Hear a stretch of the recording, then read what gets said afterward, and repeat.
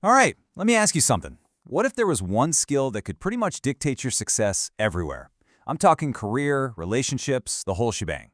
Well, that's what we're digging into today with Grant Cardone's big idea in Sell or Be Sold. We're going to find out what this skill is, and get this, you're already using it every single day. Okay, let's be real for a second. When you hear the word sales, what pops into your head? Come on, be honest. For most of us, it's not a great image, is it? We think of someone pushy, maybe a little manipulative. It's a word we've kind of been trying to cringe at. But what if that exact feeling, that stereotype, is actually the biggest thing holding you back? Yeah, we're going to tear that whole myth apart. And this is where it gets really interesting. Here's the big, kind of shocking idea from the book. Cardone says selling isn't a job title. Nope, it's just a basic human thing we do. I mean, think about it for a sec. Anytime you're trying to get an idea across, or you're asking for a raise, or, hey, even just trying to convince your friends which restaurant to go to, what are you doing? You're selling. So let's really break that down. This is our first major takeaway. We have to completely rethink what selling even means. Forget the job titles, the name tags, all of that. At its core, this is all about one thing: the skill of getting your way in life, the skill of persuasion. And you really got to let this sink in because it's huge. Your ability to persuade someone, anyone, is tied directly to your ability to get what you want out of life. I mean, without it, you're not really in the driver's seat, are you? You're kind of just a passenger, hoping you end up somewhere good. You're basically leaving your entire success story up to random chance.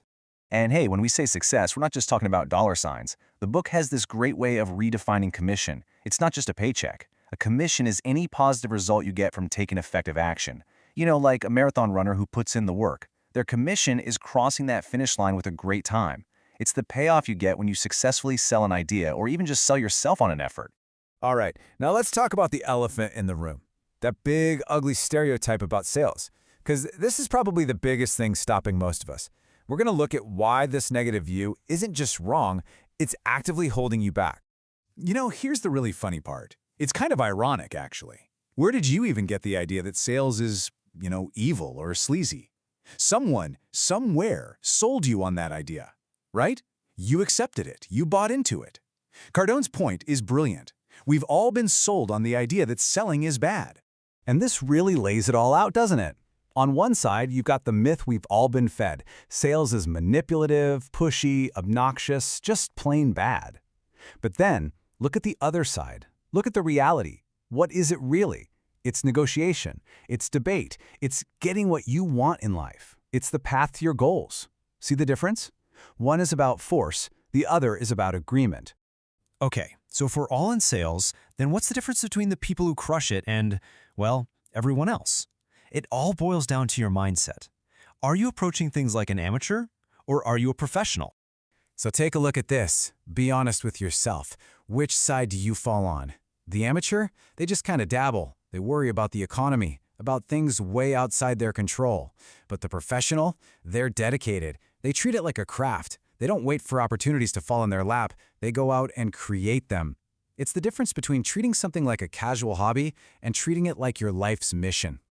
All right, let's get into the nitty-gritty, the how-to. There's a simple 5-step process that the pros use for basically everything. And the best part? Anyone can learn it. And you can apply it to, well, just about anything. And this is my favorite part, because it shows just how universal this is. This 5-step process isn't some stuffy business school formula. I mean, think about asking someone out on a date. You go through the exact same steps, right? You greet them, you try to figure out what they're into, you present an idea for a date, you propose it, and then you get a yes or a no. See, it's the same thing. So here it is, the roadmap. Step 1, you greet. Simple, right? Just make that connection.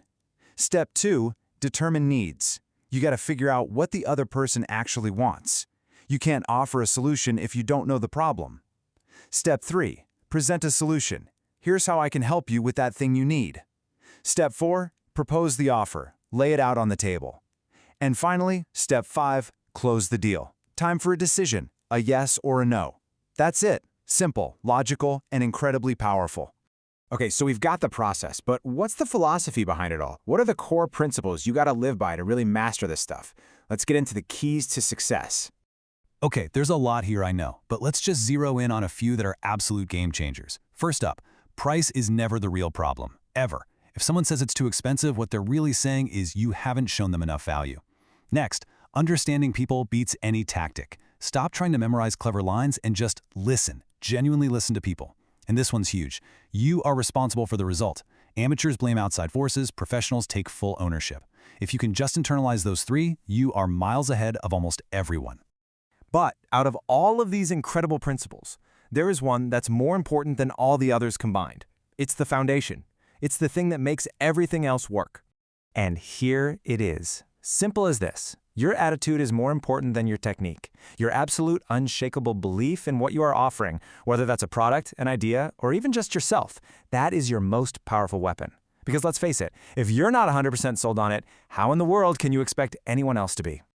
So, I'll leave you with this one final thought. From this moment on, in every single conversation you have, one of two things is happening. Either you are selling or you are being sold.